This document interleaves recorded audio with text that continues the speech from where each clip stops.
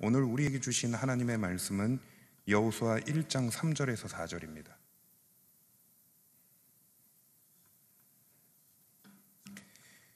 여호수아 1장 3절에서 4절의 말씀을 보시겠습니다. 제가 봉독하겠습니다. 내가 모세에게 말한 바와 같이 너희 발바닥으로 밟는 곳은 모두 내가 너희에게 주었노니 곧 광야와 이 레바논에서부터 큰 강 곧 유브라데 강까지 해쪽 속의 온 땅과 또 해지는 쪽 대해까지 너희의 영토가 되리라. 아멘. 미래를 고민하는 나이가 되면 내가 하고 싶은 것, 해야만 하는 것 두 갈래길에서 고민을 하게 됩니다. 여기서 하고 싶은 것은 전적으로 스스로의 결정에 의한 길일 것입니다. 이 길은 타인의 조언과 겉면으로 이루어지기보다 자신의 능력, 그리고 재능, 열정에 의한 결정으로 이루어지는 길입니다. 반대로 해야 하는 것은 보통 조언과 겉면으로 이루어지는 경우가 많습니다. 일반적으로 자녀 교육은 가정과 학교에서 이루어지기 때문에 부모님, 선생님, 그리고 선배들의 조언과 경험을 통해 할 수 있거나 해야 하는 것을 알아가게 됩니다. 대부분 인생을 결정하고자 할 때 하고 싶은 것보다 할 수 있는 것, 해야만 하는 것에 대한 선택의 결정이 많습니다. 왜냐하면 먼저 인생을 경험한 분들에 통해 돌아가지 않고 후회하지 않고 실패와 좌절하지 않는 것을 많이 보고 듣고 잘하는 환경이 있기 때문입니다. 젊은 청년들에게 진로에 대한 질문을 했을 때 아직 자신이 원하는 것이 무엇인지 모르는 젊은이들을 마주할 때가 있습니다. 그 이유로 첫째가 아직 많은 일을 경험해 보지 않았기 때문에 어떤 일을 해야 하는 것이 옳은 것인지에 대한 결정과 판단을 내리지 못하기 때문입니다. 학창 시절부터 다양한 경험을 해보았다면 그 경험을 토대로 어떤 분야의 확신을 가지고 진로를 선택할 것입니다. 그러나 대부분의 젊은이들은 학창 시절부터 해본 것이 공부가 전부이고 진로에 대해서 체험하기보다 말로만 전해 들은 세대들이다 보니까 쉽게 결정을 내리지 못한다는 것입니다. 둘째로는 만약 자신이 해야 할 분야를 결정했다고 해도 그 일이 어떠한지를 아직 잘 모른다는 것입니다. 사실 공부와 일은 다른 것입니다. 공부를 열심히 해서 좋은 성적을 낸다면 분야 선택의 폭은 넓어질 수는 있습니다. 하지만 그 분야가 저절로 나에게 다가오는 것은 아닙니다. 경험이 필요하다는 것이죠. 세 번째는 아직 자기 자신을 잘 모른다는 것입니다. 모든 젊은이들은 자기가 주도해서 삶을 살아왔다기보다 누군가에 의존해서 살아온 환경이 대부분입니다. 그렇다 보니 젊은 세대들은 부모님이나 선생님들은 거울입니다. 모델이 될 수밖에 없다는 것이죠. 이 세 가지 이유들이 하고 싶은 것보다 인생은 조언과 겉면으로 이루어지는 경우가 많다는 것을 말씀드리기 위해서입니다. 그런데 이 하고 싶은 것과 해야 하는 것에는 충돌되는 한 가지가 있습니다. 바로 갈등입니다. 모든 선택에는 미래가 달라질 수 있습니다. 그렇다 보니 미래를 결정하는 그 당사자에게는 내가 하고 싶은 것이냐 아니면 조언과 겉면에 의한 선택을 하는가에 대한 갈등 가운데 결정을 내리게 된다는 것입니다. 나는 이것을 하고 싶은데 왜 부모님은 이것을 하지 말고 저것을 하라고 하실까? 이러한 갈등입니다. 지난 주일에 한 청년이 제게 기도를 받기 위해서 찾아왔습니다. 그 기도를 받으러 온 이유가 뭐냐면 자기 자신이 코이카 봉사단, 해외 봉사단의 어려운 경쟁률에서 합격해서 다음날 오전 일찍 출국하게 되는데 목회자의 기도를 받고 가고 싶다고 해서 기도를 받으러 교회로 온 것입니다. 그곳에서 무엇을 하느냐 물어봤더니 현지 어린이들에게 한국어를 가르친다고 합니다. 저는 그 청년이 코로나19 가운데에도 해외 봉사를 가고자 할 정도로 그 신앙적인 간절함이 있다는 것을 알고 있습니다. 본래 일찍부터 선교의 마음을 가지고 봉사하고 싶은 마음이 간절했지만 코로나19라는 현실의 벽 앞에 굳게 닫혀 있었던 상황이었습니다. 상황이 좋아지려니 했지만 그러지는 않았습니다. 그리고 2년의 시간이 흘러버렸습니다.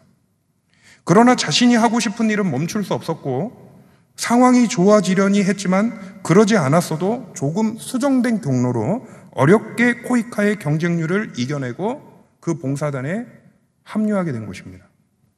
그런데 부모님의 마음은 어떠할까요? 당연히 축복함을 보내주셨습니다.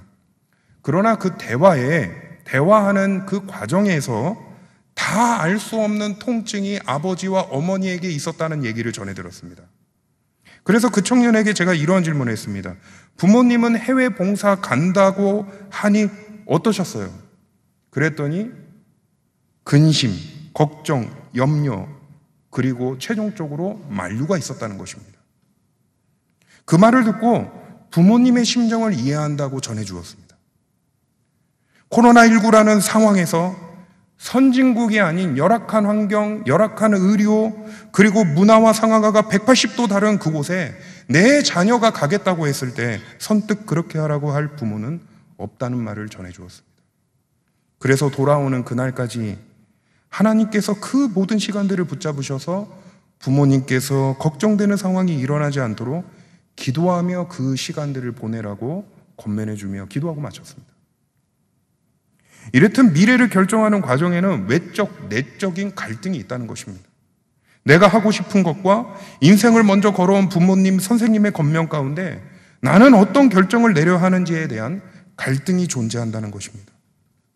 이러한 주제 가운데 우리 그리스도인들이 질문하여 생각해 볼 것이 있습니다. 그것은 어떠한 결론을 도출해내는 것이 바른 신앙인의 결정인가라는 것입니다. 본문을 보면 하나님께서는 이스라엘과 지도자 여호수아에게 전하는 말씀을 담고 있습니다.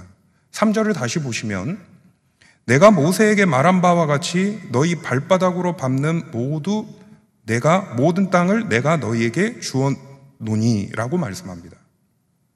이스라엘 백성들은 모세와 함께 광야 40년 인생을 살아왔습니다. 아무리 이때에 자녀 세대로 세대 교체가 되었다 해도 이 자녀들도 부모님과 함께 40년 동안 하나님께서 어떤 역사를 펼쳤는지를 다 경험해 본 세대들입니다. 특히 그들이 광야에서 행진할 때는 성막을 중심으로 십자가 형태의 배치를 하며 행진하였습니다. 흔들림이 없었다는 것입니다. 하나님께서 함께 하시니 시작은 미약했어도 시간이 흐르면서 무엇인가 민족이 견고해졌다는 것을 느꼈을 것입니다. 그리고 험한 광야길에 마실 물과 먹을 양식을 매일 공급해 주시는 하나님을 경험했습니다. 또한 지금 서 있는 요당 동쪽 장소는 그냥 얻어진 것이 아닙니다. 동쪽편에 이미 정착한 아모리 왕 시온과 그리고 바산한 옥을 하나님께서 진멸하셨기 때문에 그 땅에 지금 서 있는 것입니다. 결국 40년 동안 그들은 아무것도 한 것이 없는 게 아니라 하나님의 은혜와 인간의 죄악이라는 과정 속에서 연단받고 훈련받으며 하나님의 존재를 체험하고 있었다는 것입니다.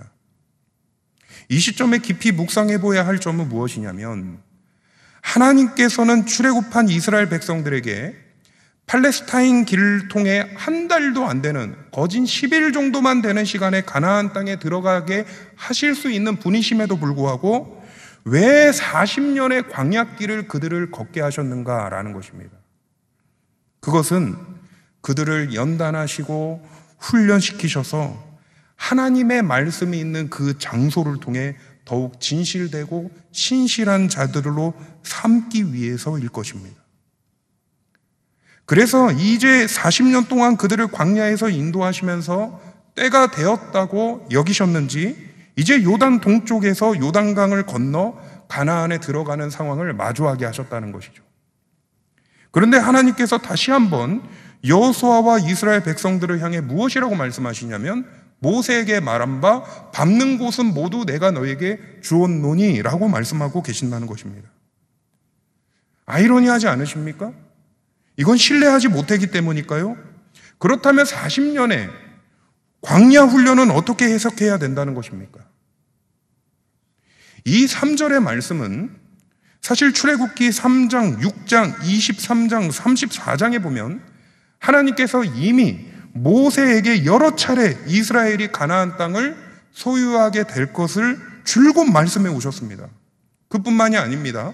신명기 31장에 보면은 여호수아도 가나안을 소유하게 될 것을 이미 들은 바가 있습니다. 그렇다 보니 질문이 생기게 된다는 것입니다. 왜 하나님께서 재차 너희에게 밟는 모든 땅을 너희에게 주었다라고 말씀하고 계시냐라는 것이죠. 북이스라엘의 12대 왕인 요아스라는 왕에 대해서 잠시 말씀을 나누고자 합니다. 요아스 왕 때는 아람의 침략으로 국력이 약해져 있던 상황이었습니다. 아람과 전면적으로 치르게 된다면 형편없이 나라가 무너질 수도 있는 상황이었습니다. 이때 이스라엘 왕이 기댈 곳은 선지자였습니다. 요아스도 그 당시 선지자 엘리사를 의지했습니다. 그런데 엘리사가 죽을 병에 걸렸다는 소식을 듣게 된 것입니다. 그는 천군만마를 잇는 충격적인 소식에 엘리사가 있는 그 곳을 찾아가서는 선지자 얼굴에 눈물을 흘리며 내 아버지여 내 아버지여 그리고 이스라엘의 병고와 마병이여 하며 통곡을 합니다. 이때 엘리사가 자신이 죽으면 국가적 어려움에 대해서 근심할 요아스에게 마지막으로 하나님의 구원의 예언을 하게 됩니다. 첫 번째 행위가 화살을 아람이 있는 동쪽을 향해 쏘라는 것입니다. 이때 엘리사가 활시를 당기는 요아스 손 위에 얹어서 활을 함께 쏘게 됩니다. 그리고 엘리사가 어떤 말을 요아스 왕에게 하냐면 열왕기하 13장 17절을 보시면 여호와를 위한 구원의 화살 곧 아람에 대한 구원의 화살이니 왕이 아람 사람을 멸절하도록 아벡에서 치리이다 예언합니다. 그리고 두 번째 행위로 화살 뭉치를 집어서 땅에 치라고 합니다. 요아스가 이때 몇 번을 치냐면 3번 치고 마칩니다. 이때 엘리사가 왕에게 6번을 치지 않았다고 분노를 합니다. 그리고 어떤 예언을 하게 되냐면 왕은 아람을 3번만 치리이다 라는 예언으로 바꿔버립니다. 분명히 멸절시키겠다고 했는데 3번만 치겠다는 것으로 바뀌어버립니다. 일반적으로 이스라엘 백성들에게는 3이라는 숫자는 완전수입니다. 요아스 왕도 그 정도면 됐다는 판단을 내렸다는 것이에요. 그래서 믿음의 부족을 드러내는 태도를 보고 엘리사는 요아스 왕에게 노하여 책망하고 있는 것입니다. 사랑하는 여러분, 하나님의 명령에는 우리의 인생을 적용할 때 제한을 두지 말아야 합니다. 다시 말하면 합리적이냐 비합리적이냐에 따라서 하나님의 말씀을 도전받는 것이 아니라 무조건적인 신뢰로 따름과 순종이 있어야 한다는 것입니다. 다른 표현을 해보자면 우리는 어느 정도 시간이 지나면 경륜을 무시 못한다는 인식이 있습니다. 그렇다 보니 내가 보고 생각하고 습득한 것을 포기하지 못합니다. 그런데 이것이 신앙과 연결하면 충돌이 발생한다는 것이죠.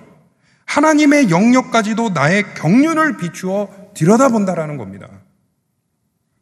3절 하반절을 한번 보세요. 하나님께서 여호수아에게 밟는 땅 모두 너희에게 무엇이라 말씀하시냐면 주었노니라는 동사로 말씀하십니다. 이 주었다라는 것은 미래 시제입니다. 그런데 상상해 보세요. 그들은 그 땅을 아직 밟아보지도 못한 상황입니다. 그러니 이 대화에서 주었다라는 미래 시제는 어울려 보이지 않다고 느낄 것입니다. 번역이 잘못된 것일까요? 원문에 보니 정확히 주었다는 완료형의 시제로 기록되어 있습니다. 결국 우리의 시간과 하나님의 시간은 다르다는 겁니다. 하나님의 결정에는 과거, 현재, 미래라는 시제 속에서 결정되어지는 흐름이 아니라 하나님의 계획은 하나님의 의지 안에서 이미 성취되어진 것이다 라는 것입니다.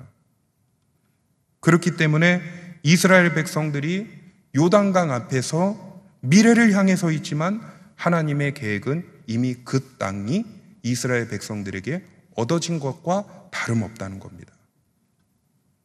그런데 우리의 이성과 지성이 내 자신에게 관여해버리면 하나님의 능력 앞에서 납득하지 못한 채 스스로 통로를 찾아 가고자 한다는 것입니다. 하나님께서 이스라엘 백성들에게 주고자 하는 영토에 대해서 4절의 말씀이 더 구체적으로 기록되어 있습니다. 곧 광야와 이 레바논에서부터 큰 강 곧 유브라데 강까지 해쪽 속의 온 땅과 또 해지는 쪽 대해까지 너희의 영토가 되리라. 여기서 우리가 생각해 볼 점은 4절에서 말씀하는 영토가 이스라엘 백성들이 이제 가나안을 정복하게 되는 요단 서쪽 지역을 말하고 있는가라는 점입니다. 사진에서 보시면 노란색 배경으로 되어 있는 것이 이스라엘 백성들이 차지한 영토입니다. 여기서 광야는 가나안 남쪽 아래에 동그라미 쳐져 있는 이 네게브 사막 표시가 되어 있는 이 아래쪽 남쪽 지역을 가리키는 겁니다. 이 부분을 보시면 영토 안에 잘 들어가 있죠. 그런데 그 다음부터 나오는 레바논에서부터 유브라데 강, 이 부분을 보면 이스라엘 영토의 북쪽을 가리키는데 이 북쪽을 보면 영토 안에 정복하지 못한 땅처럼 되어져 있다는 겁니다. 유브라데 강도 보시면 오른쪽에 동그라미 쳐져 있는데요. 그것이 이 유브라데 강의 북동쪽 경계선인데 이 부분도 정확하게 보면은 가나안 지역이 아닙니다. 또 하나 살펴보겠습니다. 해쪽 속의 온 땅입니다. 해쪽 속이라는 것은 가나안 사람들을 가리킵니다. 가나안에서 그들의 영향력이 컸기 때문에 애굽이나 바벨론 사람들은 팔레스틴 지역을 가리켜서 헷 족속의 헷 사람의 땅 이렇게 불렀습니다. 그렇기 때문에 가나안 지역 전체를 가리킬 때 헷 족속이라는 표현이 잘못된 것이 아닙니다. 그런데 하나님께서는 헷 족속의 온 땅 이렇게 되어져 있습니다. 온 땅. 이걸 봐야 된다는 것입니다. 여기서 사진에도 보시면 위쪽에 보시면 북쪽으로 보시면 거기가 어디냐면 오늘날 터키 지역인데 고대 헷 왕국으로 되어져 있는 고대 헷 왕국이 다스리던 지역입니다. 헷 족속은 강대한 나라여서 지금의 터키 지역을 왕국으로 다스리던 시기가 있었다는 것입니다.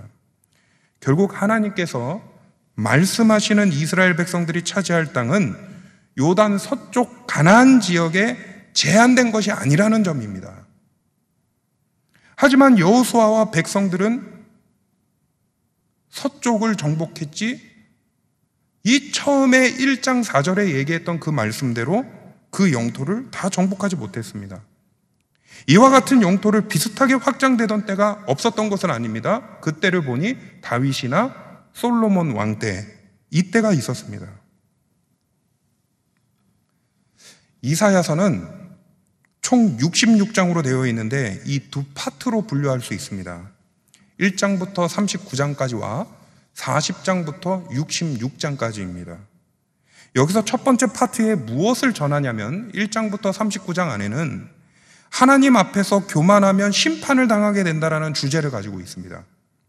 하나님의 말씀에 불순종하면 하나님의 심판뿐이라는 것이죠. 그런데 두 번째 파트를 보면 분위기가 바뀝니다. 회복입니다. 이 회복을 이스라엘 백성들에게 임하기 위해 하나님의 초월적인 주권이 있다라고 말씀합니다. 먼저 외치는 자의 소리가 있고요. 그리고 메시아를 이 땅 가운데 보내주셔서 백성들의 죄악, 잘못에서 회복시키시겠다는 것입니다.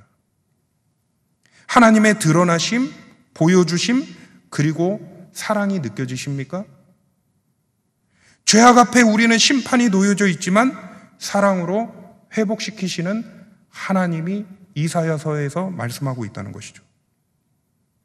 오늘 우리의 인생의 모든 여정 앞에 우리의 이성과 지성의 방법으로 계획을 실행해 나가기보다 오직 하나님께서 나를 통해 놀라우신 역사를 보이시려는 그 믿음을 가질 때 우리가 생각하고 상상하는 것 그 너머에서 역사하시는 초월적인 하나님이 계시다라는 겁니다. 이제 한 해를 마무리하며 2022년을 준비하는 우리 모두에게 무장해야 할 것이 무엇이겠습니까? 믿음으로 굳게 선 우리에게 보이실 하나님을 전적으로 의지하겠다라는 결단과 다짐을 하시기 바랍니다. 하나님의 말씀대로 사시기를 바랍니다. 세상 사는 사람들의 그 시선을 만족해서 그 길을 쫓아가는 것이 아니라 그 시선에서 돌아서서 내 생각보다 더 크게 역사하실 하나님을 간절히 소망하는 자로 나아가셔야 된다는 것입니다. 공동체로 허락하신 이 에클레시아, 이 교회를 떠나지 말고 하나님의 숨결에 민감하게 반응할 때 하나님은 나를 통해 하나님의 역사를 펼쳐나갈 것입니다. 그럴 때 완전하신 하나님의 형통함이 우리 안에 가득 넘칠 것입니다.